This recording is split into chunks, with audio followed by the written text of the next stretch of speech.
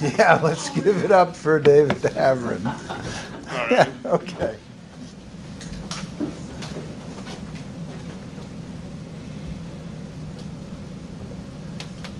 Okay, so hi, I'm David, and my Capstone project is a city simulator. So what is a city simulator? It is an enhancement module for the tabletop RPG Dungeons & Dragons. If you haven't played Dungeons & Dragons, what that is basically you get like couple friends together, a group of like ideally 4 of you, plus the DM, and the 4 of you will create these characters, will proceed through these worlds the DM creates, and where events are all determined by RNG, so like dice roll. If I want to do something, I roll a dice, it goes through, it doesn't go through based on the result. Now, why this is relevant is because when I was with my friends when we were younger, we always wanted to do a little bit more than just play as these characters. We wanted them to have like entire cities to manage. And so we put our heads together, we worked out this entire pen and paper system of calculations to simulate how a city would be like when it comes to like economic growth, when it comes to like population growth, when it comes to like culture, technology, stuff like that. And it was an amazing system. We had a wonderful time doing it. It wasn't very balanced because we were younger. It's very hard to balance systems like that effectively. But we made the system, and it was homebrew. What homebrew means is like it's homemade, and this ultimately led me to create this project, which is an automated version of that original system, or close to a likeness of it. And my user base for this is going to be between like 6 to 12 people. It's not too many. It doesn't store any like user credentials like emails or anything like that. It just stores a password and a username for just this program. So to give you an example of what the calculations will look like, this is the calculations for a single user for a single month, and a month was an in-game like tick of time for a city. So you see how like you have all these calculations for this is just the new gold. Like this is just the new like net gold after taxes. And they do calculations on this by pen and paper for not just like the new income, but for also like technology and for like population growth and for all the different like types of events they'd have to do. And these could take quite some time after a while. And why was this a problem? Well, this was a problem because as the cities scaled in size, and as you got more and more population, as you got more and more buildings, as you had more and more players in your game, you have to do more and more calculations to make up for that. Like, you have to calculate for every building you own what its effects are on the entire city, and its in-game month. And that would end up with a gross number of calculations, and we did them, but it would take some time. So, problem to remedy further was that you'd also have, with all these calculations, a lot of like user miscalculations and errors.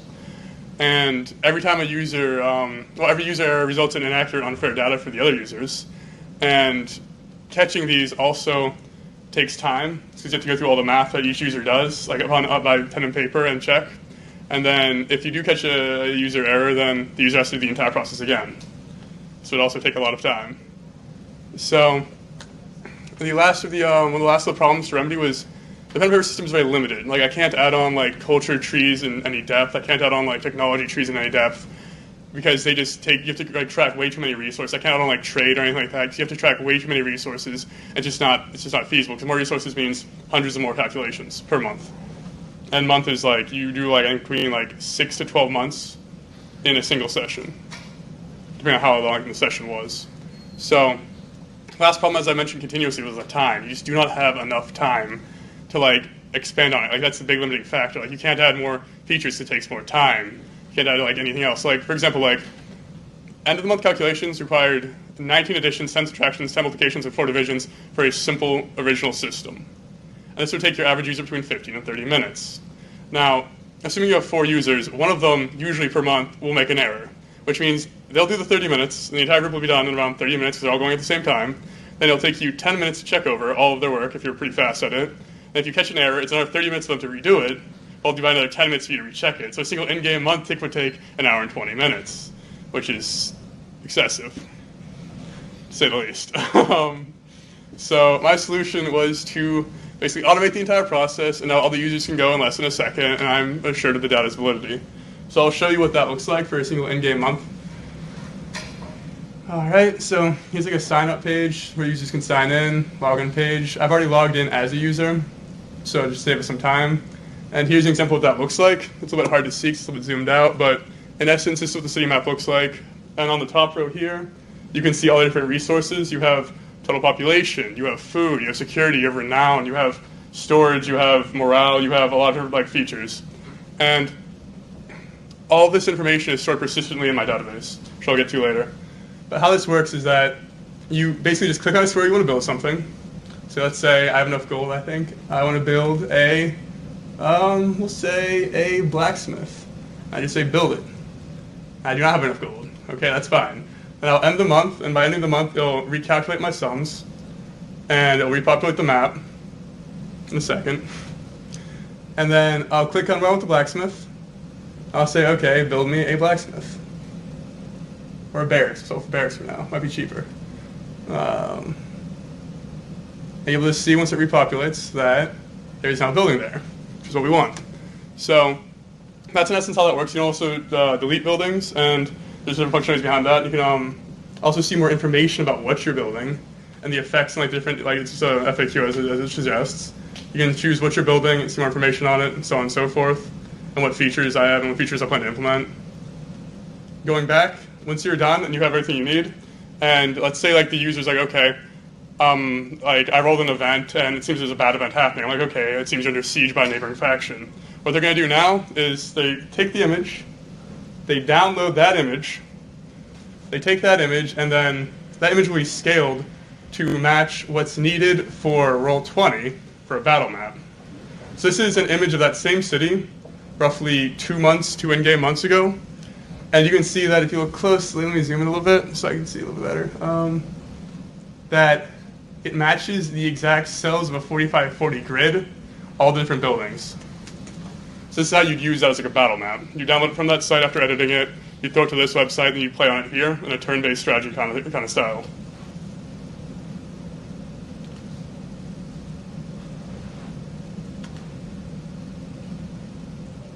And now talk about the technology a little bit. So the technology, here's an overview of it. There's 4 different parts. There's the SQL database. And this is where all the persistent user information is stored. There's the IIS ASP.NET server. This communicates with all different pieces and provides an API for the front end. There's the variable data printing program, or the VDP program. What you're looking at here is how the image is edited, and it handles everything about the images and associating the images with users. Then you have the front end, which I just showed you. This is how the user interfaces with it. Give you a flow of control to demonstrate what I just did. When you make a new building, you'll make that API call from the front end, so you can see it calls the API. Then it goes to the IIS ASP.NET server, and from here, it will then say, okay, you're making this API call. This API call is going to say, communicate with SQL, make a new building, and everything that goes along with that, by taking the right building template and the right user ID and the right location. Then it will return that information back to the server, which will then send it to the variable data printing program as a class object pertaining to that user and that location on that map. And that variable data printing program will be okay, does a map exist for this? If not, create a map for that user, put a building on that location, and then stream that image back to the user through the IIS ASP.NET server as an IHTTP response message, which I'll go into a little more detail later on. So for the server, to go into a little more detail, there's 3 main things I want to talk about. The first is the IIS, the Internet Information Systems.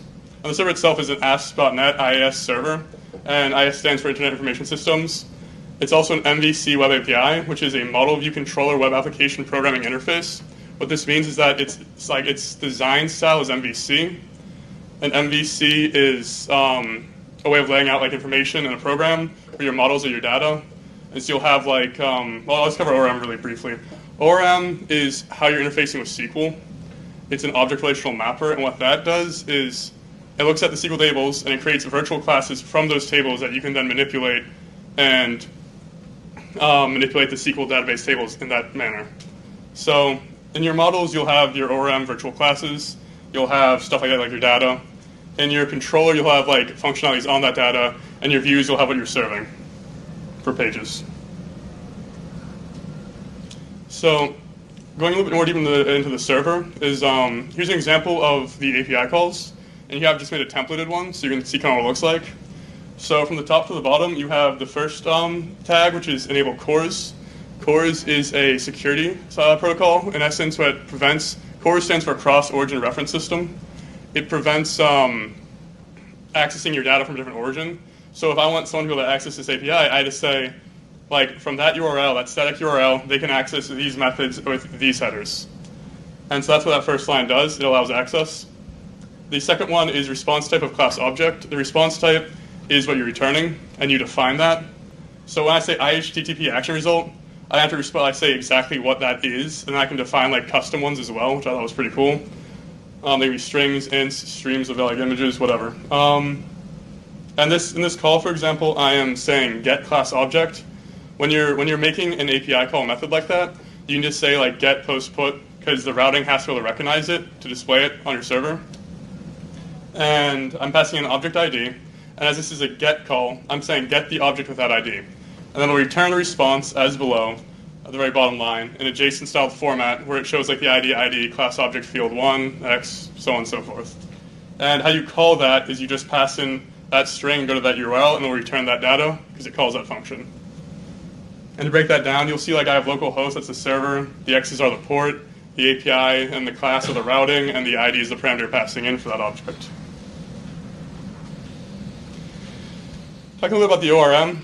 For those of you who don't know, an ORM, as I said before, is an object relational mapper, and here's an example of it. On the left-hand side, you'll have the SQL data, and as you can see, you have like 3 different fields. You have ID, which is an int, it's not nullable, or doesn't allow nulls. You have a date, which is an int, it allows nulls. You have a UID, which is an int, and it allows nulls. In the virtual class that is generated by the ORM, you will have a public int ID, doesn't allow nulls. You have a public nullable int, date 1. You have a public nullable int, UID, and you can see how it reflects the SQL database table in the ORM virtual class. So, an overview of my SQL database, you will have you have on 7 tables, and in the users, you'll have like persistent information about like their password and username. You'll have in the persistent sums like their money, food, population, things that are like carried over. And the dates, you'll have the user's local date, like what date their city is on, versus the GM date, or what date the game is currently on. So as you increase the month, it'll get closer and closer to that date. Once it reaches that date, the user cannot progress until the GM has increased the game month further. Say like time has changed in game. And then populations, it's just who your people are. Population templates, like what kinds are like elves, dwarves, humans, whatever you got there. And they all have different effects. And then buildings, it's the same thing as the population templates. You have different buildings, and those buildings have different building templates of what they do. So my front end is on SiteGround. Why did I choose SiteGround? I chose SiteGround because it claims to have 100% uptime, and so coming from an IT background, I don't believe that, but I can't disprove it because so far it's been fully reliable, so it's good. And then the page load times are fairly good for the price. It also offers a free content delivery network service, and it's relatively inexpensive. I paid, I think, around 40 to 60 for like a year and a half, 2 years, I think. And so a little bit more on the front end. Front end's primary features are that it uses the JavaScript fetch library. And when you call an API, there's 4 main calls: get, post, put, and delete. Get reads data, post creates new data, put either creates or updates depending if the data exists already, and delete, as it sounds like, deletes data. There are more calls as well, but these are the 4 main ones. In my coding example here, I'm giving you an example of one of the calls I make to increase the date, I believe. Yes, it does. And this will increase the user's date, or change the date, or update the date. So going from the top to bottom, I make it asynchronous because IIS overrides whatever you set your web app's functionality to be, so it allows multi-threading immediately by default. And so if you have it on IIS, it defaults to multi-threading, and then you have it on top of it, so it's not multi-threaded. It'll create more instances of it. So as I don't want inconsistent data, I make sure that each user makes asynchronous calls to their instance. That's the purpose of asynchronous for all my function calls for the fetch stuff. And then going on, you see the fetch and then the URL string. If you're just doing a get call, you can just say fetch URL string, and it'll just return the information. But if you're doing anything else, you have to specify more methods and bodies and headers and stuff like that. So the first method is saying what kind of call this is. It's a put call. So that's saying I'm updating, or I'm creating, depending if it already exists. In this case, it already exists, so I'm updating the date. And the mode is cores. Once again, the cross-origin referencing system, you have to specify that on every level of your program. So I have to specify it on the front end. I have to specify it in the ASP.NET web application. I have to specify it in IIS. I have to specify it in the SQL database to different degrees. You have to make sure the security clears all the way through, or it's not going to work. And to make things a little bit more complicated, Chrome has not 2 checks. First, they do a pre-flight header, a pre-flight message rather, when you're trying to do an API call, and that says, is everything working? You have to do cores for that. Then after that pre-flight check, they also do a normal check for your message. That also has to work. So I struggled with that a little bit, but I got to work. And then just the rest of the headers are just saying what kind of message this is, what its contents will be, and different stuff like that. As you can see, content type, access control, out origin, other cores header, and then what accepts, like JSON, text plain. Lastly, the body is a data object. In this case, the data object is one of those JSON strings I showed you earlier, a JSON formatted string containing the new date object that's going to be created at that ID for that user. So a little bit about the VDP, for how the technology works for this. The VDP program is a variable data printing program, and it's a turnkey solution. What that means is that it holds the entire process for a single operation. It takes in the image, it takes in a class object, does everything about the image that you'd ever want, and handles that, it handles the editing, it handles the deleting, it handles every single operation for that, and then it spits it back out. So that handles the image entirely.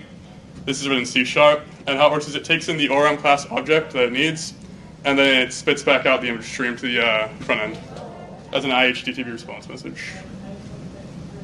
So beyond the joy that is Dungeons & Dragons, why did I choose this project? Because I want to learn a lot of new topics. And I want to improve upon topics I already had some knowledge of. And I learned about IAS. I learned routing, both in terms of your MVC web API, which is saying how it's going to call different API calls that have the same name or similar names, and also in terms of making sure that a program can go through your router to your computer to the right ports and with the right security settings. I learned a little bit about content delivery networks. I learned, as I said earlier, everything about, well, not everything. I learned from the start to the where I am now about MVC web API. It was a new topic to me. I learned about object relational mappers to a larger extent. I learned a little bit about ASP.NET. I learned more about JavaScript, more about HTML, and more about CSS. And I also enjoyed the process of full stack development, deciding what stack I want to use, researching it, developing it from beginning to end, testing every step. Overall, I think it was an excellent learning experience, and I enjoyed it for the most part.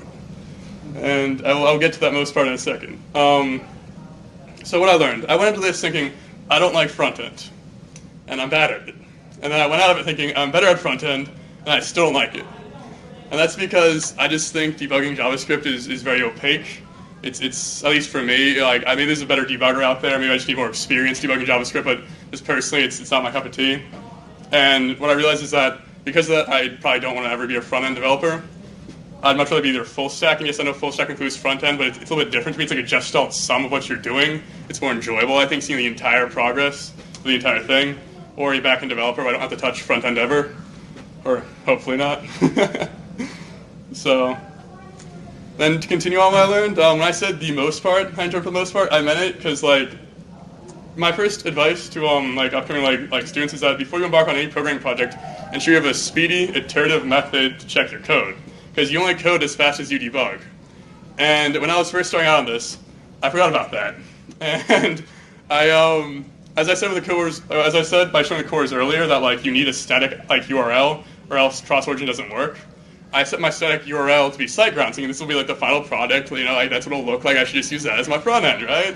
No, because give you an example. I'll put a build up on SiteGround, right? And it was stupid of me. I'll admit that openly, but it was a learning experience. I put the build up on SiteGrounds. I test it. I'm like, okay, this doesn't work. I make a change. I put the new build on SiteGrounds. It takes an hour to update SiteGrounds.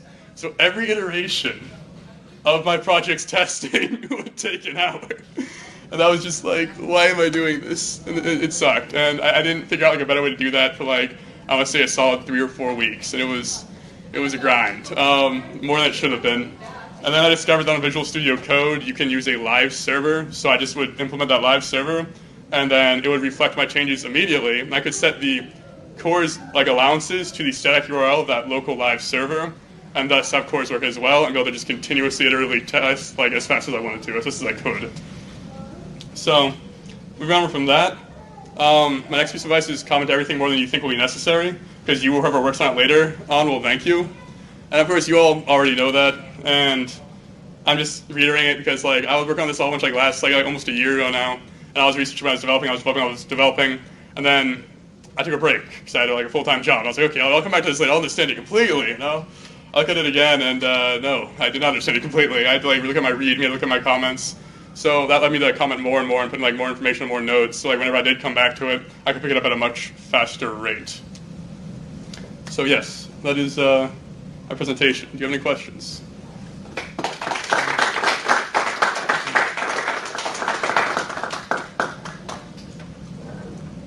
Yes. Have you you used it yet? No. I've been very busy with like interviews and everything else.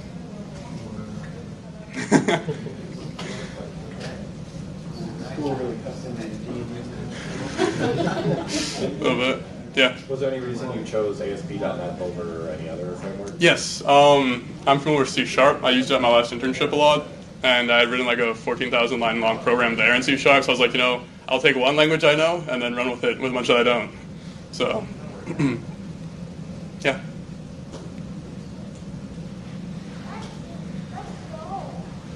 Alrighty. Okay.